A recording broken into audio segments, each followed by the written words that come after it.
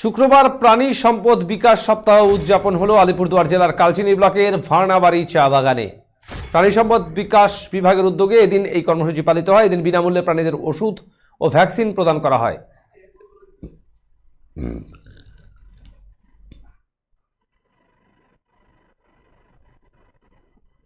প্রথম, দ্বিতীয়, তৃতীয় স্থানাধিকারীদের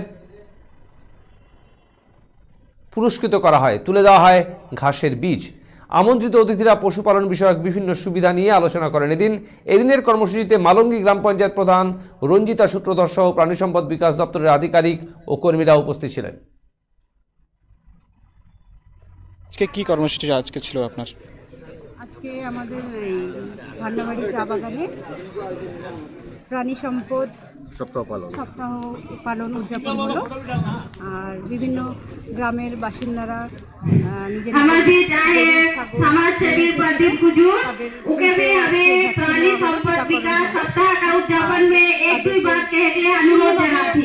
পশুপালন কিভাবে করা যায়, কিভাবে তাদের সুস্থ রাখা যায়, এসব নিয়ে আলোচনা চলছে। মোটামুটি আরও 1.5 অবধি চলবে।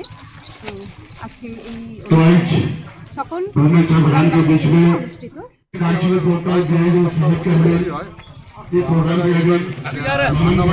সিলেক্ট করেছিলাম।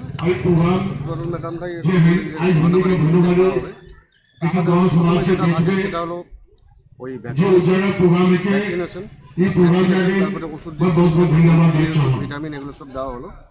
তারপরে আপনার আলোচনা, এর পরবর্তী অনুষ্ঠান আমাদের আলোচনা যে পানি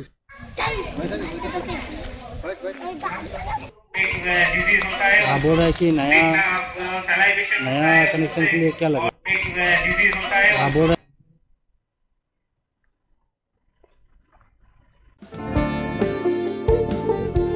এই সময় আনন্দের মুহূর্ত, এই সময় জীবনকে আলোকিত করা, এই উৎসব আসল হাতের জাদুতে। এই সময় সমৃদ্ধিকে ঘরে আনা। Senco gold, gold and diamond, RRN road, old post office পাড়া সাউথ, কোচবিহার।